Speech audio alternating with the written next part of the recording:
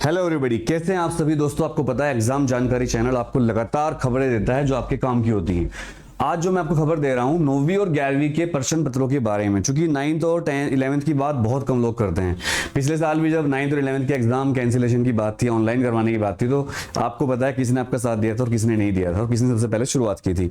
हम 9th और 11th कभी भूलते नहीं है। बोर्ड का मतलब ये नहीं है कि आप सारा टाइम सिर्फ 10वीं और 12वीं की बातें करते रहो क्योंकि वहां पर ज्यादा व्यूज मिलते हैं, इसलिए नहीं भाई। हमारे लिए 9th और 11th के बच्चे भी बहुत इंपॉर्टेंट है और आज की जो खबर है बहुत इंपॉर्टेंट खबर मैं आपको दे रहा हूं।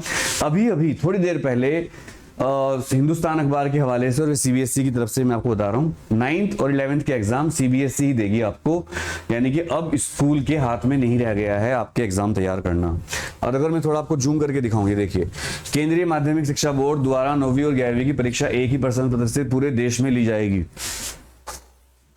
ओ भाई, ये क्या हो रहा है, सेंट्रलाइज कर रहे हैं सब कुछ, क्या बात है। अब जैसे पहले बच्चे आपस में बात करते थे, भाई तेरे नंबर ज्यादा इसलिए आए, तुम्हारा पेपर बहुत इजी आता है, हमारे स्कूल का पेपर देगा ना पता चल जाएगा तुझे। अरे जा यार, हमारे स्कूल का ज्यादा टफ था, तुझे नहीं पता। ऐसे होता था बच्चों, हम भी करते थे। अब ऐसा नहीं होगा, पूरे स्कूलों के एक ही क्वेश्चन पेपर आएंगे। तो 9th और 11th की जो एनुअल एग्जाम होने वाला है 2022 का, उसका जो क्वेश्चन पेपर होंगे सारे वो बोर्ड देगा और बोर्ड अपने स्कूलों को पेपर भेजेगा। तो ये सारी सूचना स्कूलों को दे दी गई है। कभी आप सोच रहे हो स्कूलों को नहीं पता, सभी स्कूलों से 9th और 11th के विद्यार्थियों की संख्या मांगी गई है। लिस्ट ऑफ कैंडिडेट, एलओसी बोलते हैं इसको। छात्रों की संख्या के अनुसार प्रश्न पत्र प्रिंट किया जाएगा और भेजा जाएगा। फिलहाल आपको पता होगा अभी तक ये व्यवस्था थी कि 9th और 11th के एग्जाम स्कूल ही लेता था, स्कूल ही तैयार करता था। और एक अंदर की बात ये भी है, हालांकि इस बारे में कोई बोलता नहीं है, इसी चक्कर में जब होम एग्जाम होते थे और कॉपी वहीं चेक होती थी, पेपर वहीं बनते थे, तो कई स्कूल के टीचर, सभी नहीं, कई स्कूलों के टीचर बच्चों को ट्यूशन में आने के लिए बाध्य करते थे। क्या आपके साथ ऐसा हुआ? तो प्लीज कमेंट करके बताइएगा कि आपके स्कूल में कभी ऐसा कहा गया आपको कि यार ट्यूशन पढ़ लो नहीं तो फेल कर दूंगा, या ऐसा हुआ हो कि जो बच्चे ट्यूशन पढ़ रहे थे स्कूल के टीचर से, उनके नंबर ज्यादा दे दिए गए और जो नहीं पढ़ रहे थे उनके नंबर कम दे दिए। ऐसी बहुत शिकायतें आती रहती हैं और मैं भी आसपास देखता रहता हूं और ये बहुत बड़ी समस्या है हमारे देश की, ट्यूशन खोरी। ट्यूशन खोरी मतलब ट्यूशन पढ़ाना गलत नहीं है, मैं भी ट्यूशन पढ़ाता हूं, लेकिन जिस स्कूल में आप पढ़ाते हो उसी के बच्चों को ट्यूशन पढ़ाना बहुत गलत है। सरकार भी इसके खिलाफ रहती है, लेकिन टीचर पढ़ाते हैं। अब उनकी भी कहीं मजबूरी हो सकती है, मैं नहीं कहता, कई बार स्कूल से सैलरी कम मिलती है टीचरों को तो वो ट्यूशन पढ़ाते हैं, लेकिन कुछ भी हो गलत तो है, बिकॉज जो स्कूल में टीचर आपको पढ़ाएगा वो ट्यूशन में कभी कुछ नहीं पढ़ाएगा, ध्यान रखिएगा इस बात को। तो ये एक बड़ी खबर है आपके लिए।